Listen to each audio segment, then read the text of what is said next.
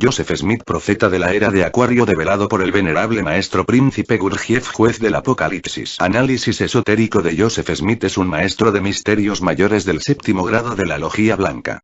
Pertenece al primer rayo, el rayo masón en los mundos internos o dimensiones sutiles. Joseph Smith recibió el tercer grado masón y tercer grado del martinismo. Aprendió magia y cabalá. El trabajo de Joseph Smith y de Ellen G. White ha sido anunciar mi llegada, son mis enviados.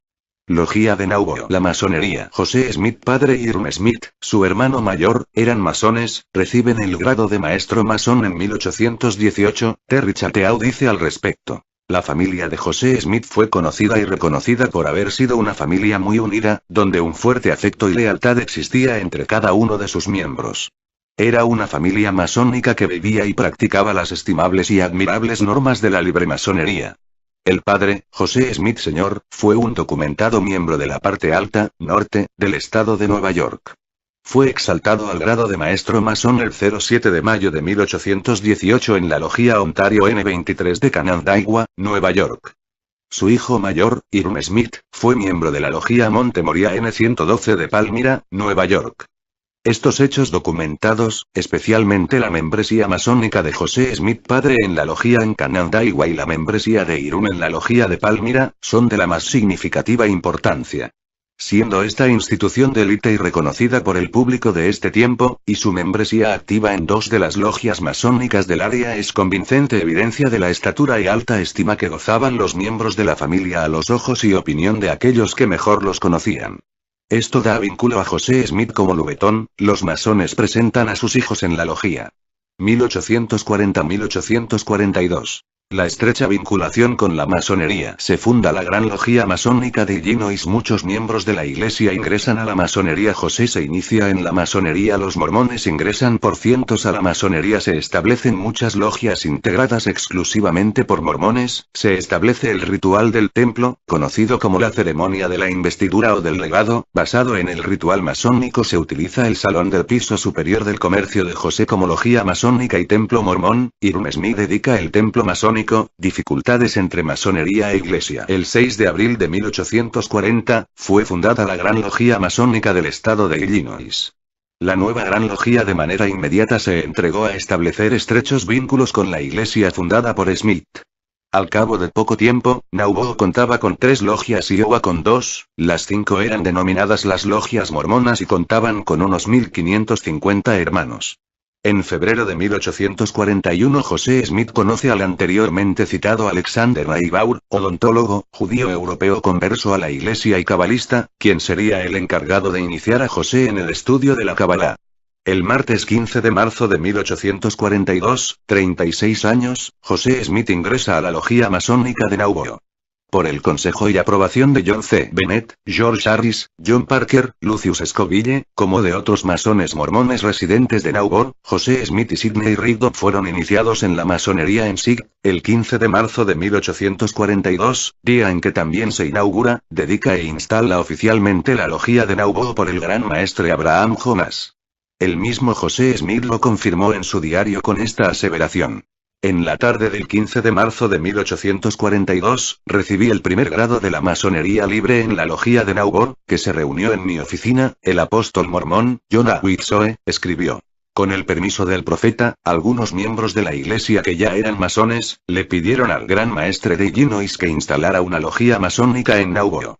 En octubre de 1841, se les respondió y otorgó el permiso para que actuaran como una logia, pero, recién el 15 de marzo de 1842, antes de que la autoridad estableciera una logia formalmente en Nauvoo, y con el propósito de incrementar el número de nuevos miembros, José Smith se convirtió en un miembro masón. Ese mismo día, momentos antes de la ceremonia de instalación, con los masones mormones reunidos en su oficina, el profeta recibió el primer grado de la masonería, recibiendo al otro día los 2 restantes.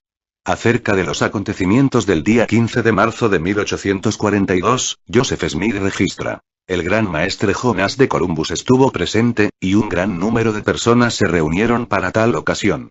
El día fue excelentemente bueno. Todas las cosas se hicieron en orden, y la satisfacción universal fue manifestada. En la noche, recibí el primer grado en la francmasonería en la Logia de Nauvoo, reunida en mi oficina. Se comprende que Smith ya poseía sólidos conocimientos sobre la francmasonería por parte de su padre y hermano y de los otros mormones que ya lo eran. Debido a su cargo eclesiástico, y tal vez a esos conocimientos, al día siguiente se le otorgó una dispensa. Miércoles 16. Estuve con la logía y fui elevado al grado sublime, el de maestro masón. Varias centenas de mormones fueron iniciados en los augustos misterios de la francmasonería por aquellos años, llegando a aventurar Kenneth Godfrey, autor mormón, una cifra mayor a 1500, entre los que se hallaban las máximas jerarquías de la naciente iglesia. Este mismo autor señala que Nauvoo tuvo una logía sin el auspicio normal. El gran maestre Jonás aparentemente evadió la regla y le permitió a Nauvoo una dispensación especial para organizarse. Él también transformó a José Smith y a su consejero Sidney Rigdon en masones a la vista. A pesar de que la acción puede haberle granjeado la simpatía de algunos santos de los últimos días, antagonizó a otros masones. Los 5 primeros presidentes de la iglesia, Joseph Smith, Brigham Young, John Taylor, Wilford Woodruff y Lorenzo Snow, eran todos iniciados en la masonería y miembros de la misma logía de Nauvoo. De hecho, prácticamente todos los hombres miembros de la jerarquía o eran ya masones o fueron iniciados en la masonería una vez que Joseph Smith fue ascendido al grado de maestro masón. A decir verdad, es posible que la logía mormona de Nauvoo haya sido la que ha contado con más personas célebres entre sus miembros con la excepción de, la logía de las 9 hermanas. Durante la ceremonia de instalación, llevadas a cabo en una arboleda, cerca del sitio del templo, Joseph Smith ofició como gran capellán. Los masones mormones de Nauvoo comenzaron entonces con reuniones semanales por la mañana bien temprano. Jonás publicó un relato de la instalación de la logía de Nauvoo en su diario, el Columbia Advocate, con fecha 15 de marzo de 1842. Jamás en mi vida he sido testigo de una asamblea mejor vestida o más ordenada y de mejor conducta, escribió él. En pocos meses se establecieron 5 logias masónicas integradas por mormones en Nauvoo y alrededores, se planearon varias otras, como por ejemplo la de Rising Sun o Sol Naciente en Montrose, Iowa, se construyó un templo masónico y la totalidad de la membresía de la fraternidad mormona dentro de la masonería sobrepasó con creces las 1360 personas. La masonería se hizo tan popular entre los mormones de Nauvoo, que las logias mormonas pronto superaron por un alto margen a las logias no mormonas de todo el estado de Illinois. No pasó mucho tiempo para que las logias masónico-mormonas tuvieran más miembros que todas las otras logias juntas en Illinois. Había alrededor de 1500 masones mormones contra apenas 150 masones no mormones. No cabe duda que José Smith recibió mucha influencia de la masonería, y es evidente que esto ocurrió a lo largo de un relativamente breve período de tiempo, pero a decir verdad, la influencia masónica sobre Joseph Smith y dentro de la iglesia comenzó mucho antes de que él ingresara a la masonería. No comenzó en Nauvoo, si bien es allí donde se desarrolló amplia y abiertamente en la iglesia, sino que comenzó en el hogar de José, donde su padre y su hermano mayor, Hiram, recibieran los 3 primeros grados de la masonería en la logía Monte Moriah N12 de Palmyra, Nueva York. Estoy convencido de que en el estudio de la masonería radica la clave para la mejor comprensión de Joseph Smith y la iglesia. La mayoría de las cosas que se desarrollaron en la iglesia mormona en la época de Nauvoo, estaban inextricablemente entretejidas con la masonería, los abundantes paralelos hallados entre el mormonismo inicial, de 1830 a 1850, y la masonería, especialmente con el rito emulación, son sustanciales.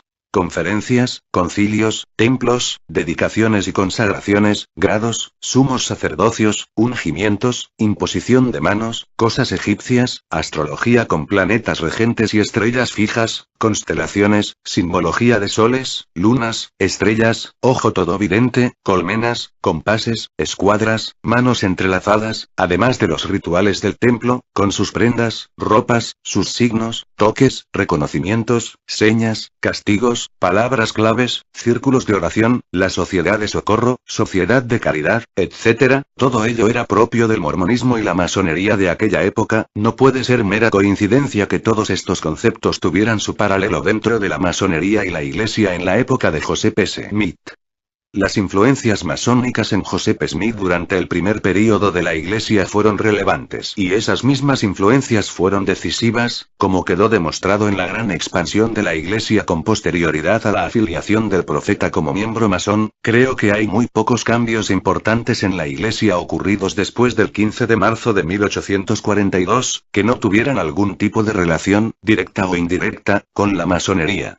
La relación continuó a través de muchos masones que fueron atraídos hacia el mormonismo, lo mismo que muchos miembros de otras sociedades secretas, y esto llegó a ser un factor de influencia creciente a medida que sus filas engrosaban dentro de la nueva iglesia.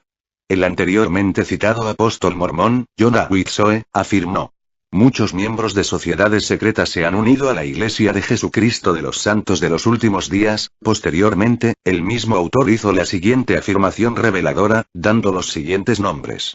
Muchos de los santos, o mormones, fueron anteriormente masones como por ejemplo, Hiram Smith, hermano de José Smith, Heber C. Kimball, Elijah Fordham, Newell K. Whitney, James Adams y John C. Bennett. El 4 de mayo de 1842, José introdujo en la iglesia el ritual que hoy se conoce como la ceremonia de investidura o el legado.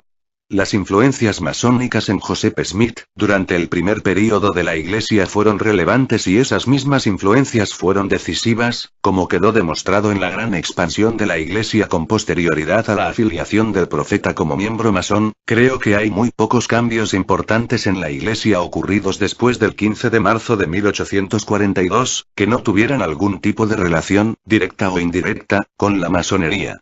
La relación continuó a través de muchos masones que fueron atraídos hacia el mormonismo, lo mismo que muchos miembros de otras sociedades secretas, y esto llegó a ser un factor de influencia creciente a medida que sus filas engrosaban dentro de la nueva iglesia. El anteriormente citado apóstol mormón, Jonah Wilson, afirmó: muchos miembros de sociedades secretas se han unido a la Iglesia de Jesucristo de los Santos de los Últimos Días. Posteriormente, el mismo autor hizo la siguiente afirmación reveladora, dando los siguientes nombres. Muchos de los santos, o mormones, fueron anteriormente masones como por ejemplo, Hiram Smith, hermano de José Smith, Heber C. Kimball, Elijah Fordham, Newell K. Whitney, James Adams y John C. Bennett. El 4 de mayo de 1842, José introdujo en la iglesia el ritual que hoy se conoce como la ceremonia de investidura o el legado. El ángel morón y masónico del templo, Sud, de Nauvoo, obsérvese el compás y la escuadra sobre la espiga al lado del libro que sostiene. Es importante hacer notar que esto se verificó solo 7 semanas, exactamente 50 días, después de que Joseph Smith ingresara a la masonería y que los primeros en ser iniciados, lavados, ungidos, investidos y sellados fueron, como era de esperarse, los principales masones que se habían incorporado a la iglesia. Estas ceremonias se llevaron a cabo en el mismo salón que se utilizaba para los rituales de la logía de Nauvoo, es decir, en la sala del piso superior de su comercio. Con relación a esto, leemos en el libro Elementos de la Historia de la Iglesia, lo siguiente. El miércoles 4 de mayo, 1842, el profeta se reunió con su hermano, Hiram Smith, el presidente Brigham Young, los élderes, ancianos, Heber C. Kimball, Willard Richards, James Adams de Springfield, y los obispos Newell K. Whitney y George Miller, que como ya vimos todos eran masones, y les dio instrucciones sobre los principios y órdenes, que corresponden al templo del Señor, así como de, los lavamientos, unciones y comunicaciones, iniciatorias, signos, toques, palabras, etc. En esta reunión, verificada en la sala del piso superior de su comercio, Joseph Smith también, declaró que en el debido tiempo serían dadas, en el templo, estas mismas bendiciones, o ritual y enseñanzas, a todos los miembros que fueran dignos de recibirlas. Así fue como se dieron a conocer las ceremonias del templo, de cuando en cuando, se repetían estas instrucciones, y los demás miembros del Consejo de los 12, y algunos otros, lo recibieron, bajo la dirección del profeta. Sin embargo, los miembros de la iglesia en general tuvieron que esperar hasta que se pudieran efectuar, en el templo. El historiador mormón B. H. Roberts explicó lo siguiente.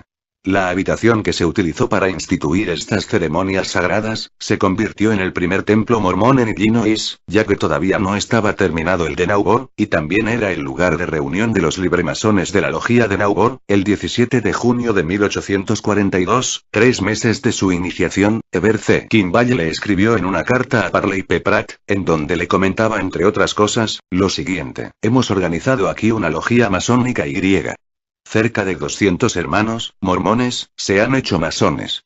El hermano José Sidney Rigdon fueron los primeros en ser iniciados en la logía de Nauvoo. También los miembros del quórum de los 12 apóstoles, se han hecho masones, con excepción, hasta el momento, de Orson P. Pratt.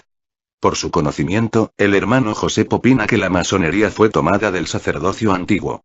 Más adelante podemos observar, contrariamente a lo que algunos historiadores opinan, que José Smith participaba muy a menudo en actividades masónicas, como por ejemplo cuando acompañó a algunos hermanos masones de una comitiva, a fin de realizar la instalación de oficiales masones de la logía en Montrose, Iowa. El sábado 6 de agosto de 1842, 5 meses después de haber sido iniciado, el T. José Smith pasó a Montrose, del otro lado del río, acompañado del Gral. James Adams, el coronel Brewer, Hiram Smith y otros, para asistir a la instalación de los oficiales de la logía masónica de Montrose, bajo la dirección del Gral. Adams, delegado del Gran Maestre de Illinois. Mientras el delegado se ocupaba en instruir a los maestros elegidos, Joseph Smith estuvo conversando con algunos de los hermanos, masones, a la sombra del edificio. Habló de las persecuciones de los miembros de la iglesia en Missouri y la constante molestia que los había acosado desde que habían llegado a Illinois y a Iowa. Al ir introduciendo las enseñanzas masónicas en la iglesia, Joseph Smith no podía pasar los límites de lo que era de conocimiento popular y de su propio conocimiento de la orden. A pesar de que cada vez más masones activos ingresaban a la iglesia, estos hombres habían jurado no revelar los secretos masónicos, de modo que se veían limitados en lo que podían divulgar aún a su profeta, pero poco a poco José llevó a la iglesia las mismas prendas, señales, castigos, toques, saludos, reconocimientos, etc. de la masonería. El profeta primero abrazó la masonería, y luego a lo largo del tiempo, la modificó, amplió, e introdujo en la iglesia. Resulta obvio pues, por todo lo visto hasta ahora, que el ritual o ceremonia mormona del templo, conocida como ceremonia de la investidura o el legado, que inicialmente José introdujo en la iglesia para los masones mormones, tuvo su inspiración directa en los rituales masónicos, como así también que la arquitectura del templo mormón de Nauvoo y posteriormente el de Salt Lake City, fue influenciada por la masonería. Es intencional el uso de símbolos y motivos masónicos en los mismos. Queda claro por qué Joseph Smith sentía amor por la masonería y encontraba tantas cosas útiles allí, resultando obvio la posterior incorporación de dichas enseñanzas a la iglesia. Es prudente observar que en el mormonismo se produce un movimiento oscilatorio en relación con la masonería. En un principio, 1830-35, en el mormonismo se rechazó toda vinculación con las sociedades secretas. Los primeros escritos de José Smith están llenos de frases que condenaban las actividades de dichas combinaciones secretas. Sin embargo, por 1838 surge en medio del mormonismo un grupo conocido como los Danitas, que tuvieron rasgos parecidos a los de una sociedad secreta y sus miembros podían ser ajusticiados si divulgaban las intimidades de la sociedad a la que pertenecían. Cuando los dirigentes mormones comenzaron a tener problemas con las autoridades seculares por causa de este grupo, Joseph Smith en 1839 volvió a las enseñanzas del Libro de Mormón, que condenaban toda actividad de sociedades o combinaciones secretas. Pero luego, con el paso del tiempo aquellas primeras enseñanzas fueron abandonadas y el mormonismo contrajo un vínculo evidente con la masonería norteamericana. Joseph Smith se sentía cada vez más intrigado por el manto secreto que cubría a la masonería. En cierta ocasión dijo sobre el secreto masónico: el secreto de la masonería consiste en guardar un secreto, sea que haya entrado por esta razón o por otra. Poco después de hacerlo transformó la iglesia mormona en una sociedad secreta con las mismas prendas, señales, castigos por revelar las cosas del templo, etc., como los de la masonería. El Dr. Red Durham, presidente de la Asociación de Historia Mormona, en su discurso como T. Saliente pronunciado el 20 de abril de 1974 en el Hotel Nauvoo, habló sobre la relación entre el mormonismo y la masonería y refiere sobre una carta que escribió José Smith al señor John Wood, ministro de la Iglesia Congregacional y masón activo por 40 años. Toda la carta, de 2 páginas, demuestra claramente que el mormonismo y la masonería estaban relacionados y que Joseph Smith deliberadamente usó a la masonería para introducir sus enseñanzas en la iglesia, alegando que las mismas debían ser restauradas a su original conocimiento, por la opinión de José que la masonería se había originado con el sacerdocio antiguo del tabernáculo de Moisés. Se comenta que José Smith, al conocer la masonería, le preguntó a Dios en oración si eran cosas verdaderas y dice la historia que recibió una contestación a la misma confirmándole que eran cosas verdaderas y que pertenecían al templo de Salomón, del cual obreros del mismo al ser este destruido, mantuvieron las enseñanzas y prácticas en secreto, llegando así hasta nuestros días pero en una forma, según él, tergiversada e incompleta, en la libre masonería. Así como Joseph Smith dijo que la iglesia mormona era la restauración en los últimos días de cristianismo primitivo verdadero, también José se abocó a la tarea de restaurar la verdadera masonería. En agosto de 1842 la Logia Bodleian N1 de la Gran Logia de Illinois elevó una protesta en torno al funcionamiento de la Logia de Nauvoo, alegando presuntas irregularidades, que culminó en la desafiliación de esta última del cuerpo regular. Aún así, la Logia Mormona continuó con sus actividades al abrigo de la bóveda celeste.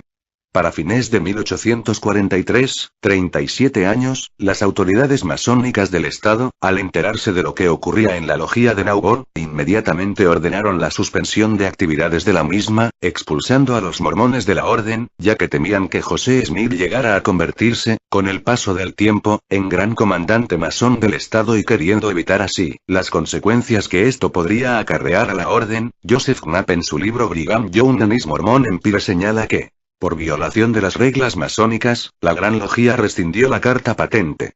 Joseph Smith después de esto, acusó a la masonería de ser una tradición errónea, una imitación profana del sacerdocio de Dios, creando lo que desde ese momento se llamó el rito de la investidura, al cual calificó como la verdadera masonería tal como la conocieron Seth y Salomón y que habría sido revelada a Smith directamente del Altísimo.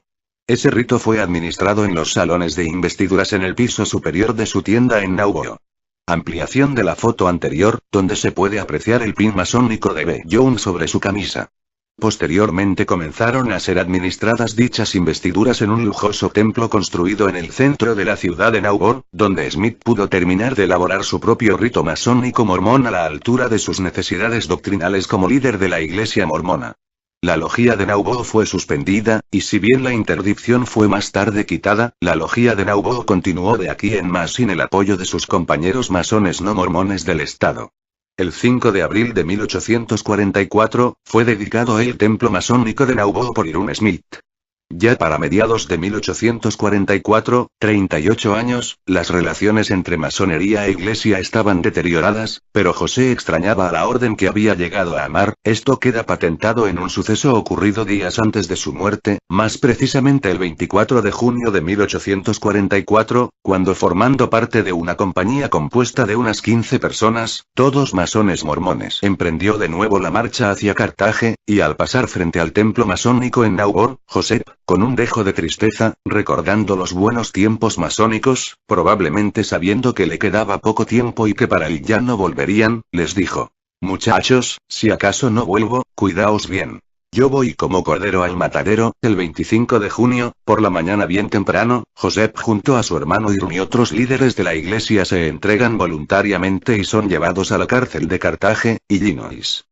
27 de junio de 1844. El martirio. El 27 de junio de 1844, su defensor legal, llamado Dan Jones, miembro de la iglesia y maestro masón, se presentó ante el señor Thomas Ford, gobernador del estado para abogar por la causa de José. El diálogo entre ellos fue el siguiente. Jones informó al gobernador lo que había oído acerca de un complot para asesinar a José, y este le respondió: usted se alarma innecesariamente por la seguridad de sus amigos, señor mío. La gente no es tan cruel. Irritado por estas palabras, Jones hizo hincapié en la necesidad de poner otra clase de gente a cuidar la cárcel, y dijo: los señores Smith son ciudadanos norteamericanos, y se han puesto en manos de vuestra excelencia porque usted dio su palabra de honor que serían protegidos. También son maestros masones, y en tal calidad exijo que usted proteja sus vidas. El gobernador palideció, y Jones continuó: si usted no lo hace, solo me queda un deseo, y es que si usted deja sus vidas en manos de esos hombres para ser sacrificadas, ¿cuál es? Interrumpió Ford. Que Dios Todopoderoso me deje vivir hasta el momento y lugar oportunos, para que yo pueda testificar ante quien corresponda que a usted se le advirtió oportunamente del peligro en que se hallaban. El diálogo anterior es utilizado por los enemigos de la masonería y de la iglesia, para justificar su teoría de que el asesinato de Joseph Smith fue un complot masónico, ya que deducen que el gobernador Ford era masón y no protegió a sus hermanos masones como lo obligaban sus juramentos.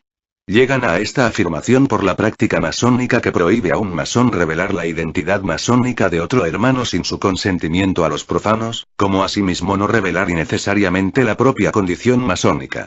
Se considera un derecho el que uno quiera guardar en forma confidencial su pertenencia a la orden. Aquí el abogado de los hermanos Smith, Dan Jones, le revela al gobernador la condición masónica de ellos y por esto le exige que proteja sus vidas, probablemente con la intención de obtener del gobernador el debido auxilio masónico que se deben entre hermanos en peligro o en desgracia y, como no se obtuvo respuesta favorable, es que consideran que los masones consintieron en el asesinato. Pero, por supuesto, el gobernador Ford era masón pero también era un Illuminati, un infiltrado en las filas masónicas, las pruebas históricas lo demostrarían, no puede juzgarse a toda la masonería por la maldad de un hombre infiltrado en sus filas.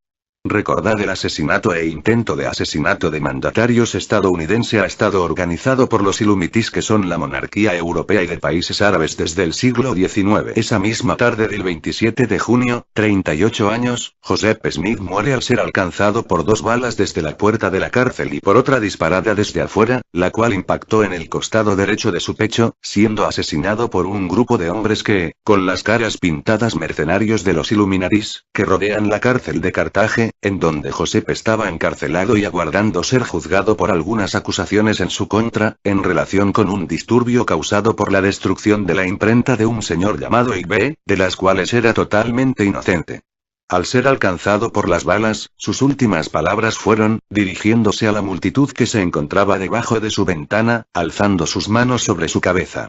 «Oh, Señor Dios mío», no pudiendo terminar su exclamación, cayendo desde la ventana del primer piso, en manos de sus asesinos. Muchos investigadores coinciden en que lo que Joseph Smith quiso realizar al alzar sus manos y decir su exclamación, fue la señal masónica de socorro o auxilio, dirigida a masones que pudieran encontrarse entre la chusma que atacó la cárcel. José Smith había participado activamente en la masonería. Los masones mormones que lo conocían íntimamente comentaron sobre el dominio que tenía de sus órdenes, dogmas, principios y el gran entendimiento del simbolismo alegórico de sus instrucciones. Con respecto al asesinato de Joseph Smith, se evalúan 3 hipótesis sobre el mismo. Intolerancia religiosa, la presencia de mormones incomodaba a sus vecinos por la poligamia practicada por un escaso número de miembros, etc. Razones político-económicas debido a celos y envidia por la rápida y creciente prosperidad, influencia y poder de los miembros de la Iglesia en el Estado. Y, como vimos anteriormente y no podía ser de otra manera, la tercera teoría es dada por los enemigos de la masonería, quienes lo atribuyen a un complot masónico por no guardar debidamente el secreto y utilizar a la masonería para realizar el ritual del templo mormón y porque la práctica de la poligamia incomodaba a los masones de la Gran Logia del Estado. Si bien es cierto que por un tiempo la masonería no permitió el ingreso de miembros de la Iglesia a la orden por la poligamia, esta medida luego fue levantada. Brigham Young dijo al respecto: «Me refiero a los masones libres, ya que actualmente rehúsan que nuestros hermanos sean miembros de sus logias porque somos polígamos». Brigham Young en Journal of Discourses, tomo 2, Pac. 328, citado por Gerald y Sandra Tanner, y Vid. Pac. 485. Al momento de su muerte Joseph llevaba encima un medallón con símbolos astrológicos, mágicos y cabalísticos. Este medallón es conocido como el talismán de Júpiter o como dijo posteriormente Emma Smith, la joya masónica de José. Talismán de Júpiter o la joya masónica de Joseph Smith, 1844-1846. Tras el martirio un nuevo comienzo. Brigham Young sucede a José como nuevo T. de la Iglesia y profeta la partida hacia la gran cuenca del lago Salado. Luego de la muerte de José Smith, la logía de Nauvoo continuó sus actividades en el salón o templo masónico recién construido, hasta el 10 de abril de 1845, cuando Brigham Young, ya en su posición de nuevo profeta de la Iglesia, le sugirió a Lucius Scoville que suspendiera las actividades masónicas en Nauvoo. Solamente unas pocas reuniones adicionales fueron llevadas a cabo previo a la partida de los mormones en 1846 de Nauvoo hacia la gran cuenca del lago Salado. Brigham Young, segundo presidente y profeta de la Iglesia, sucesor de José Smith, fundador del estado de Utah y denominado el Moisés americano. 1847-1984. Establecimiento final en el oeste. Arribo a la gran cuenca del lago Salado. Este es el lugar, establecimiento de Sion y la Iglesia en el desierto, fundación del estado de Utah. B. Young, primer gobernador. La guerra de Utah. Fallece B. Young, se establece la masonería en el estado. Se reanudan relaciones entre ambas instituciones. Se anulan medidas prohibitorias de ingreso de ambas partes. El 24 de julio de 1847, la primera caravana de mormones al mando de Brigham Young entraba en el valle de Salt Lake. Young se encontraba enfermo en su carreta, al llegar se incorpora y exclama la histórica frase: «Este es el lugar». Más del 60% de los mormones que llegaban a un territorio que pronto sería suyo eran masones, entre ellos toda la jerarquía de la iglesia. Es por más conocida y famosa la emigración mormona hacia el oeste norteamericano, es parte de la historia de los Estados Unidos y la misma se estudia en los colegios. Fueron años difíciles, miles murieron en el trayecto, pero los pioneros dieron muestra de una fe y esperanza inquebrantables, sabían en sus corazones que eran protagonistas de sucesos muy importantes y estaban llevando a cabo los planes y la voluntad del Creador sobre la causa de Sion, los puros de corazón, la ciudad santa de GS y establecer la iglesia, simbólicamente la mujer, en el desierto. Ver Apo 12, 6, 13, 17. Desierto o yermo que los santos harían florecer como la rosa. Isa 35, 1. Allí, se establecerían y fundarían en 1876, el estado de Utah, nombre en honor y reconocimiento a los indios Utes que habitaban la zona, y denominando a su capital Salt Lake City, siendo B. Jones su primer gobernador. En 1856 y debido a calumnias y mentiras sobre los santos y una supuesta rebelión con los indios contra el gobierno de los Estados Unidos, el T de los Estados Unidos, Sr. James Buchanan envía al ejército contra el estado de Utah, lo que llegó a conocerse como la Guerra de Utah. El ejército se establecería a unos kilómetros de Salt Lake City, quedándose por algunos años en el lugar. Luego el T. Buchanan extendería un perdón a los miembros de la iglesia. El 29 de agosto de 1877 fallece Brigham Young en Salt Lake City. Posteriormente, ya cuando los mormones se hallaban instalados en Utah, a fines de la década de 1870, la medida que impedía el ingreso de mormones a la orden fue levantada y dejada sin efecto por parte de la masonería. Se reanudaron las relaciones entre ambas instituciones por algunos años y nuevamente se instaló esta medida de prohibición hasta 1930, cuando ya definitivamente se levantó por parte de la orden hasta el presente. La Iglesia por su lado, también instaba a los miembros a no ingresar a la masonería y recién en 1984 levantó esta medida, bajo la presidencia de Spencer W. Kimball. Los templos mormones tienen obeliscos y los obeliscos son símbolos masones. La masonería Rosacruz, la Gnosis y los egipcios veneran la letra G que representa al VM. Príncipe Gurdjieff juez del Apocalipsis. Doctrina y Convenio sección 133 Revelación dada por medio de José Smith el profeta en Irán, Orio, el 3 de noviembre de 1831. Como prefacio de esta revelación, en la historia de José Smith se indica. En esta época había muchas cosas que los élderes deseaban saber concernientes a la predicación del Evangelio a los habitantes de la tierra y en cuanto al recogimiento. Y a fin de poder andar según la luz verdadera y ser instruidos de lo alto, el día 3 de noviembre de 1831 me dirigí al Señor y recibí la siguiente revelación importante. Esta sección se añadió primeramente al libro de Doctrina y Convenios como un apéndice, y, con posterioridad, se le señaló un número como sección. 1.6, se manda a los santos prepararse para la segunda venida. 7.16, se manda a todos los hombres huir de Babilonia, ir a Sión y prepararse para el gran día del Señor. 17.35, Él estará en pie sobre el monte de Sión, los continentes se convertirán en una sola tierra y las tribus perdidas de Israel volverán. 36.40, el Evangelio se restauró por medio de José Smith para que se predicara en todo el mundo. 41.51, el Señor descenderá con venganza sobre los inicuos. 52.56, será el año de sus redimidos. 57.74, el Evangelio ha de enviarse para la salvación de los santos y para la destrucción de los inicuos. 1. Escuchad, oh pueblo de mi iglesia, dice el Señor vuestro Dios, y oíd la palabra del Señor concerniente a vosotros. 2. El Señor que vendrá súbitamente a su templo. El Señor que descenderá en juicio sobre el mundo con una maldición. Sí, sobre todas las naciones que olviden a Dios, y sobre todos los impíos que haya entre vosotros. 3. Porque desnudará su santo brazo ante los ojos de todas las naciones, y todos los extremos de la tierra verán la salvación de su Dios. 4. Por tanto, preparaos, oh mi pueblo. Santificaos, juntaos vosotros, oh pueblo de mi iglesia, sobre la tierra de Sión, todos vosotros a quienes no se ha mandado permanecer. 5. Salid de Babilonia. Sed limpios los que lleváis los vasos del Señor. 6. Convocad vuestras asambleas solemnes y comunicaos a menudo los unos con los otros. Invoque todo varón el nombre del Señor. 7. Sí, de cierto os digo otra vez, el momento ha llegado en que la voz del Señor se dirige a vosotros. Salid de Babilonia. Congregaos de entre las naciones, de los cuatro vientos, desde un extremo del cielo hasta el otro.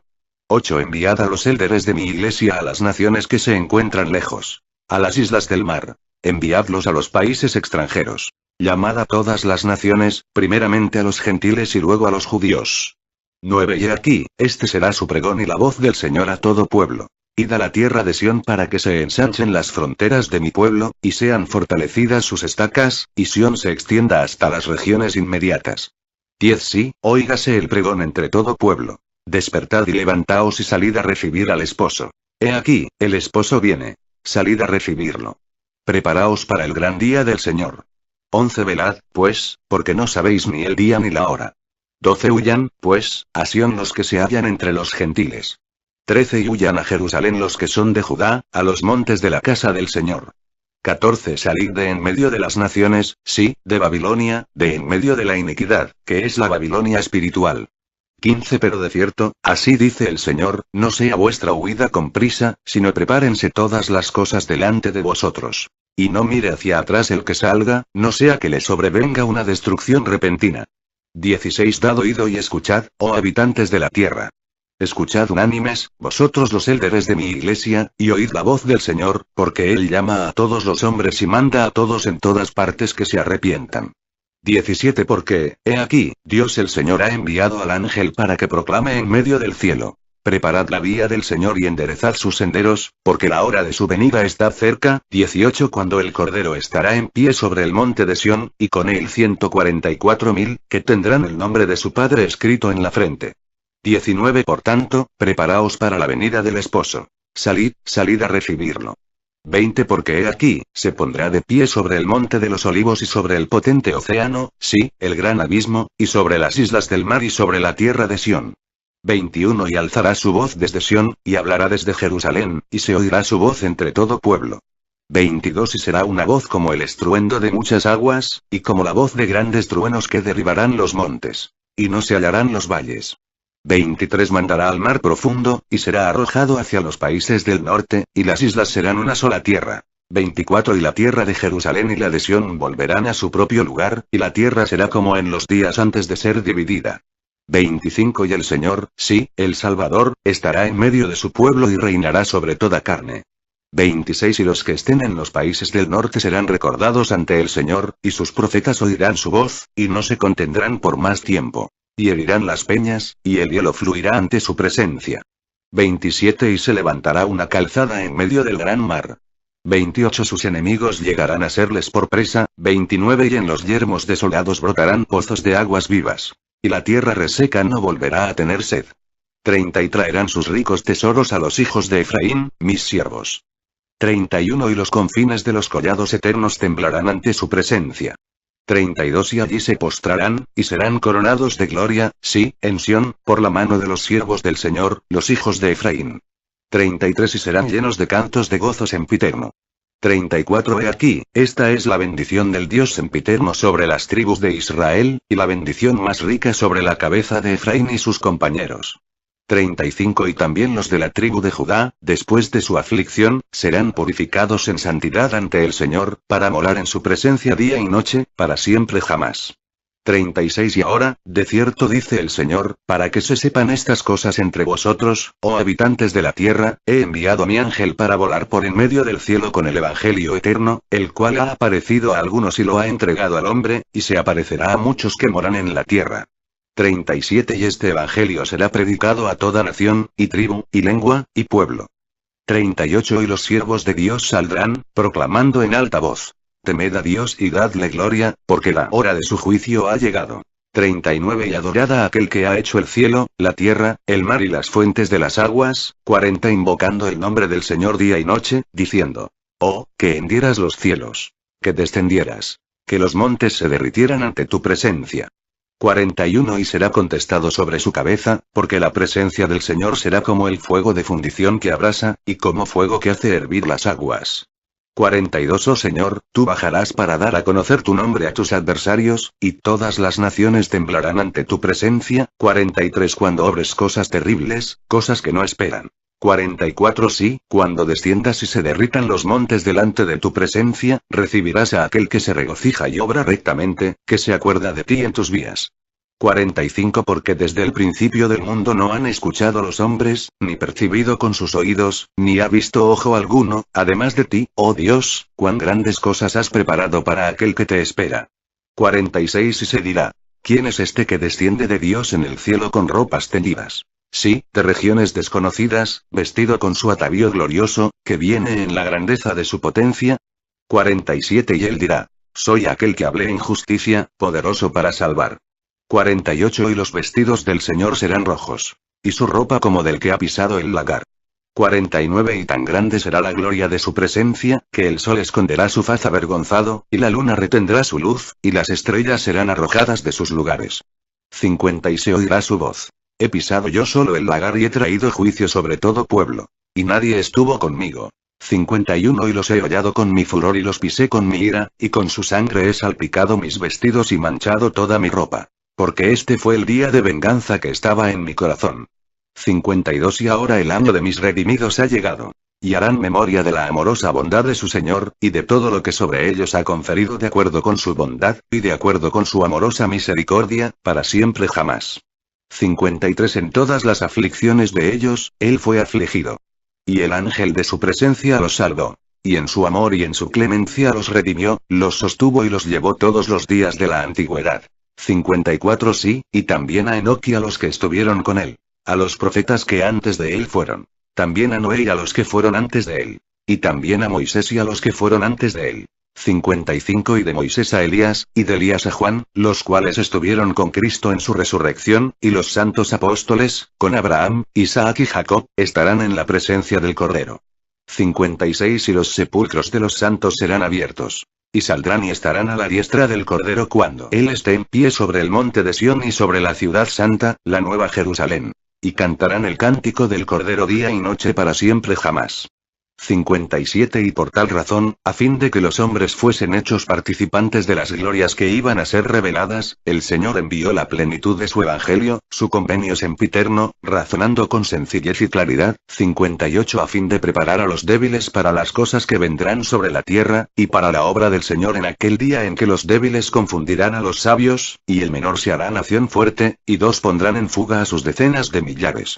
59 Y con lo débil de la tierra trillará el Señor a las naciones por el poder de su espíritu. 60 Y por esta razón se dieron estos mandamientos. Se mandó que se retuviesen del mundo el día en que fueron dados, pero ahora han de ir a toda carne. 61 Y esto de acuerdo con la disposición y la voluntad del Señor, que reina sobre toda carne. 62 Y al que se arrepienta y se santifique ante el Señor, se dará la vida eterna. 63 Y sobre los que no escuchen la voz del Señor se cumplirá lo que escribió el profeta Moisés, que serán desarraigados de entre el pueblo.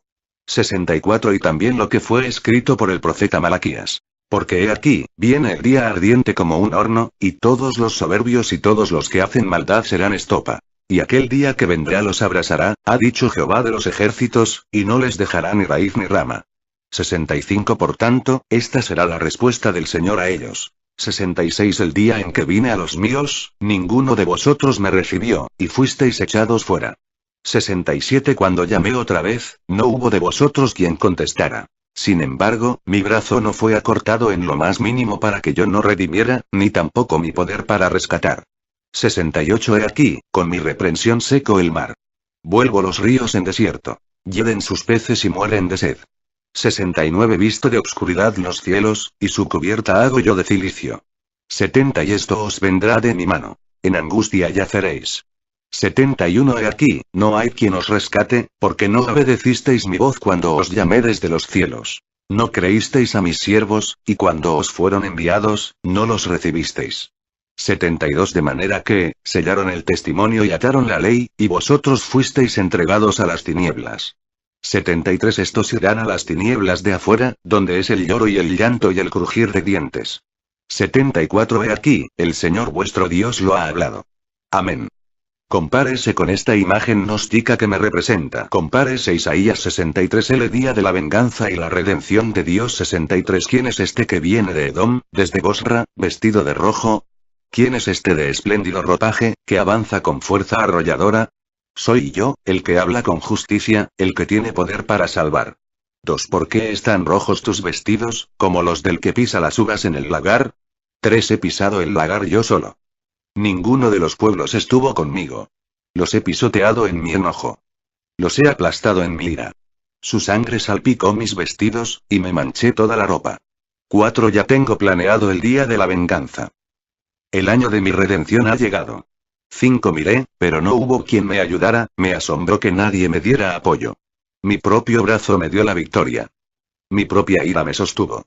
6. En mi enojo pisoteé a los pueblos, y los embriagué con la copa de mi ira. Hice correr su sangre sobre la tierra. El VM. Príncipe Gurdjieff, juez del Apocalipsis, poseo poder para acabar con la vida en todas las naciones, sus ejércitos son juegos de niños, no busco convencer porque quien tiene poder puede probar en su momento con miles de muerte que posee poder, haciendo uso de poderes místicos. Obelisco en memoria del maestro masón Benito Juárez. Ángel Morón y con la escuadra y compás. El talismán mágico de José Smith. En 1974 el Dr. Reed Durham, quien era director de Institutos de Religión SUA en la Universidad de Utah y presidente de la Asociación Histórica Mormona, hizo un descubrimiento tan sorprendente que causó gran consternación entre los oficiales y eruditos mormones. El Dr. Durham descubrió que lo que previamente se conocía como la joya masónica del profeta José Smith era en realidad un talismán de Júpiter. Este es un medallón que contiene material relacionado con la astrología y la magia. El Dr. Durham, quien aparentemente no se dio cuenta de las implicaciones devastadoras de su descubrimiento, anunció este descubrimiento importante en su discurso presidencial a la Asociación Histórica Mormona en abril de 1974. Quisiera iniciarlos en algo que es tal vez la práctica más extraña, más misteriosa, ocultista, esotérica y masónicamente orientada que José Smith jamás practicó. Toda la evidencia sugiere que José Smith, el profeta, poseía una medalla masónica mágica, o talismán, que usó durante su vida y que evidentemente estaba en su persona cuando fue martirizado. Su talismán tiene la forma de $1 de plata y es probablemente de plata o latón. Es exactamente 1 pulgada y 9/16. El talismán. Originalmente comprado de la familia de Emma Smith y Damon, notariado por la familia que era auténtico y que perteneció a José Smith, puede ser identificado ahora como un talismán de Júpiter. Tiene el símbolo y la imagen de Júpiter y debería ser llamado, más apropiadamente, la tabla de Júpiter. Y en algún sentido muy real y misterioso, esta tabla de Júpiter en particular era el talismán más apropiado para José Smith. De hecho, parece haber sido hecho para él, porque en todos los niveles de interpretación, planetario, mitológico, numerológico, astrológico, de cabalismo mágico, y magia talismánica, el profeta era, en cada caso, apropiadamente descrito. Los caracteres en el talismán eran primariamente hebreos, pero hay una inscripción en latín. Cada letra en el alfabeto hebreo tenía un equivalente numérico, y esos equivalentes formaban un cuadrado mágico. Al agregar los números en esta tabla de Júpiter en cualquier dirección, el total era el mismo. En este caso, en esta tabla de Júpiter, era 34. Hay un lado del talismán perteneciente al profeta José Smith. Pueden ver los caracteres hebreos. Pueden ver los márgenes. Abajo está el símbolo de Júpiter. La cruz encima representa el espíritu de Júpiter, y pueden ver el camino de Júpiter en la órbita del cielo, y otra vez el símbolo de Júpiter. Por 2 meses no pude descubrir para qué era esto. Y finalmente, en un libro mágico impreso en Inglaterra en 1801, en los Estados Unidos en 1804, y pude encontrar publicaciones en Manchester y en Nueva York. Era un libro mágico por Francis Barrett, y qué emocionado estuve al ver en esta lista de sellos mágicos el mismo talismán que José Smith tenía en su posesión en el momento de su martirio. Los egipcios conocían a Júpiter como Amón, pero para los griegos él era Zeus, el antiguo padre de los cielos, el padre de los dioses. En astrología, Júpiter es siempre asociado con posiciones altas, con el obtener el rumbo de uno, y todas las formas de estatus. Típicamente una persona nacida bajo Júpiter tiene la dignidad de un líder natural. Él tendrá una manera de actuar impresionante. En apariencia física, el altamente desarrollado jupiteriano es fuerte, personal, frecuentemente atractivo. La influencia jupiteriana produce una personalidad animada y ganadora, capaz de gran desarrollo. El término magia está vinculado tan cercanamente con las estrellas y la astrología que el término astrólogo y mago eran, en los tiempos antiguos, casi sinónimos. El propósito de la tabla de Júpiter en la magia talismánica era poder llamar a las inteligencias celestiales asignadas al talismán específico, para ayudarle a uno en todas sus labores. Los nombres de las deidades asignadas, que podían ser invocadas por la tabla, estaban siempre escritas en el talismán o representadas por varios números. 3 nombres estaban escritos en el talismán de Joseph Smith. Abba, Padre. Elo. Padre es Dios o Dios el Padre. Y Jehová habla por Dios, la inteligencia de Júpiter. Cuando son invocados correctamente, con Júpiter siendo muy poderoso y el líder de los cielos, estas inteligencias por el poder de la magia antigua garantizaban a quien poseía el talismán poder obtener riquezas, favores, poder, amor y paz. Y confirmaba honores, dignidades, y concilios. Si se usa luego del ritual correcto. La magia talismánica también declara que quien quiera que usara esta tabla de Júpiter hábilmente podría obtener el poder de estimular a cualquiera para que ofreciera su amor al posesor de talismán, ya sea que fuera un amigo, hermano, pariente, o incluso cualquier mujer. Mormon Miscellaneous, publicado por David C. Martin, Vol. 1, No. 1, octubre 1975, pp 14-15. Reed Durán fue criticado severamente por los eruditos y oficiales mormones por dar este discurso. Incluso fue llamado por el presidente mormón Spencer W. Kimball, y finalmente sintió necesario el escribir una carta pública en la que afirmaba su fe en Joseph Smith y dijo que lamentaba cualquier preocupación y malentendido que su discurso hubiera ocasionado.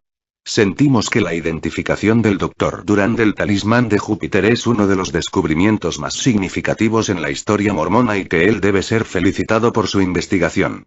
El que Joseph Smith tenía tal talismán encaja muy bien con la evidencia de su demanda de 1826. W. D. Purple, quien era un testigo en el juicio, dijo que había sido reportado que Smith dijo que tales influencias talismánicas eran necesarias para recuperar un cofre con tesoros. El señor Thompson, un empleado del señor Stowell, era el próximo testigo. Smith le había dicho al diácono que muchos años antes una banda de ladrones había enterrado un cofre de tesoros en una caja chata y que era muy valiosa, que habían, por medio de un sacrificio, puesto un encantamiento en él para protegerlo, para que no pudiera ser obtenido más que por fe, junto con ciertas influencias talismánicas. El cofre de tesoros fue golpeado por la pala, por lo que redoblaron sus energías, pero gradualmente se alejó de su alcance. Uno de los hombres puso su mano sobre la caja, pero gradualmente se hundió más, fuera de su alcance. El señor Stowell fue a su rebaño y eligió una cabra buena y vigorosa, y decidió sacrificarla al espíritu demonio que cuidaba el tesoro deseado. Pero el tesoro siguió alejándose de su alcance, y nunca fue obtenido, de Chenango Union, Norwich, Ma. 3, 1877, citado en A New Witness for Christian America, Vol. 2, pp. 366-67. El Dr. Durán no pudo determinar cuándo Joseph Smith obtuvo su talismán, pero el hecho que recomendó ciertas influencias talismánicas cerca de la fecha de la demanda de 1826 es ciertamente interesante. El talismán de Júpiter es probablemente el tipo de talismán que un buscador de tesoros querría, porque se suponía que traería a su dueño ganancias, riquezas, favores, y poderes. Sin importar cuándo Joseph Smith obtuvo su talismán, sabemos que lo poseía cuando murió. Él debía de sentir que era muy importante porque el erudito mormón Lamar C. Berret reveló que esta pieza estaba en el bolsillo de Joseph Smith cuando fue martirizado en la cárcel de Carthage, de Milford C. Watt Collection, 1972, Vol. 1, p. 173. Wesley P. Walters dijo que Charles E. Bidamon, quien le vendió el talismán a la colección de Ward, dijo en su declaración jurada acompañante, Emma Smith Bidamon, la viuda del profeta, era mi madre adoptiva. Ella atesoraba esta pieza porque era una de las posesiones más íntimas del profeta, Charles E. Bidamon Affidavit. Watt Col. 7, JB, 21. Aparentemente nadie sabía realmente lo que era la joya masónica de Joseph Smith antes del 20 de abril de 1974. Fue en ese día que el Dr. Reed Durán presentó su descubrimiento en su discurso a la Asociación Histórica Mormona. Tomaremos del libro de Barrett las siguientes páginas. Magia ceremonial compilado por Francis Barrett y publicado en 1801.